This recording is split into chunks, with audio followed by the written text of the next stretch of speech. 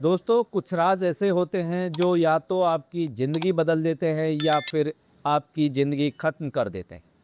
मांडोली के एक सीधे साधे दुकानदार गणपत सिंह राजपूत के पास भी एक ऐसा ही काला राज था जो उसकी मौत का परवाना बन गया।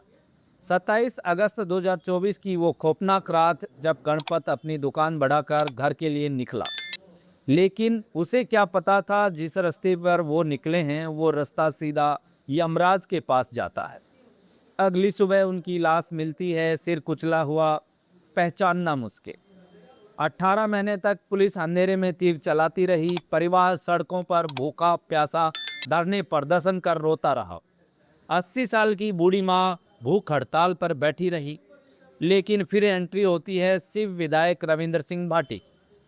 भाटी का एक अल्टीमेटम और 18 महीने से सोया हुआ सिस्टम 7 दिन में जाग उठा। आखिर क्या था वो राज? कैसे एक महिला ने जाल बिछाकर गणपत को मौत के घाट उतरवाया? आज के इस एपिसोड में हम इस पूरी खौफनाक साजिश का पर्दाफाश करेंगे। वीडियो के आखिर तक बने रहिएगा क्योंकि कहानी अभी बाकी है मेरे दोस्तों। वो खूनी रात और साजिश का ताना बाना। गणपत सिंह बाहर से बिल्कुल सामान्य, लेकिन अंदर एक ऐसा राज दबाए बैठा था जो मांडोली के एक रसूखदार परिवार की दुनिया उजाड़ सकता था। 27 अगस्त 2024 की शाम गणपत अपनी दुकान पर था। तभी लच्छू देवी नाम की एक महिला वहां पहुंचती हैं। दोनों के बीच कुछ फुसफुसाहट होती है, एक डील होती है और लच्छू देवी उसे रात 8 बजे एक सुनसान जगह पर मिलने को बुलाती। गणपत बिना किसी डर के ठीक समय पर वहां पहुंच जाता। लेकिन अफसोस, वहां सिर्फ लच्छू देवी नहीं बल्कि मौत उसका इंतजार कर रही थी। अंधेरा का फायदा उठाकर पहले छिपे दो लोग, गजेंद्र सिंह और वांगाराम भील, बाहर निकलते हैं।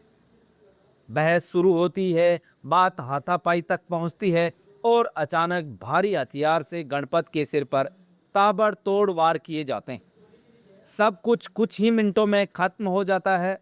गणपत की सांसें थम जाती और आरोपी लाश वहीं छोड़कर फरार हो जाते हैं। पुलिस की नाकामी और वो खतरनाक राज। अगले दिन लाश मिलती है, पुलिस पहुंचती है, लेकिन न कोई गवाह न कोई ठोस सबूत। सबसे बड़ी चुनौती ये कि उस रात उस सुनसान इलाके में करीब 300 मोबाइल लोकेशन एक्टिव थी। हत्यारे तक पहुंचना घास के ढेर में सुई ढूंढने जैसा था। पुलिस 150 से ज़्यादा संदिग्ध कॉल डिटेल्स खंगालती रही। महीनों गुजर गए, लेकिन हाथ वही के वही, खाली के खाली। लेकिन जैसे ही जांच की परतें खुली, मांडोली का सबसे गंदा राज सामने आ गया। तफ्तीश में पता चला कि गणपत सिंह ब्लैकमेलिंग का खेल खेल रहा था। उसके पास आरोपी गजेंद्र सिंह के पिता सुरेंद्र सिंह और लच्छू देवी के बीच अवैध संबंधों का एक आपत्तिजनक वीडियो था। गणपत इसी वीडियो के दम पर सुरेंद्र सिंह को ब्लैकमेल कर रहा था। जब ये बात सुरेंद्र के बेटे गजेंद्र को पता चली तो उसने अपने साथी वागाराम के साथ मिलकर गणपत को रास्ते से हटाने की खौफनाक साजिश रच डाली। भाटी का पावर और सिस्टम का एक्शन। कहानी का सबसे दर्दनाक हिस्सा एक 80 साल की बूढ़ी माँ, एक बेबस पत्नी और एक 6 साल का मासूम बच्चा 18 महीने तक इंसाफ के लिए तरसते रहे। 3 बार भूख हड़ताल हुई, कलेक्ट्रेट का घेराव हुआ, लेकिन पुलिस टस से मस नहीं हुई। इस बार जब 80 साल की माताजी 18 दिन तक भूख हड़ताल पर बैठी तो शिव विधायक रविंद्र सिंह भाटी मांडोली पहुंच गए। भाटी ने सरकार और पुलिस को साफ अल्टीमेटम दिया, 7 दिन में खुलासा नहीं हुआ तो पूरा राजस्थान चक्का जाम कर देगा। पार्टी के इस पावरफुल रोड शो और दबाव का असर ऐसा हुआ कि राम सिंह पुलिस, जो 18 महीने से सो रही थी, पुलिस ने सिर्फ 7 दिन में तीनों मुख्य आरोपियों गजेंद्र सिंह, वागाराम भील और साजिशकर्ता लच्छू देवी को गिरफ्तार कर जेल की सलाखों के पीछे भेज दिया। जनता से सवाल। 18 महीने बाद गणपत सिंह मांडोली के परिवार को इंसाफ तो मिल गया, साजिश का पर्दाफाश भी हो गया और तीनों आरोपी अब पुलिस रिमांड पर हैं। लेकिन क्या इस कहानी के सारे राज सामने आ चुके हैं? या अभी कोई और बड़ा चेहरा पर्दे के पीछे छिपा हुआ है।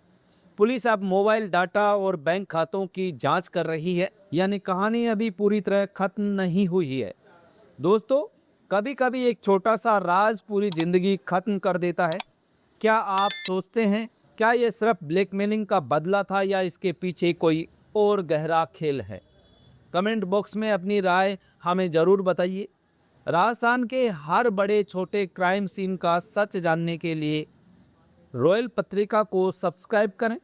मिलते हैं अगले वीडियो में। धन्यवाद।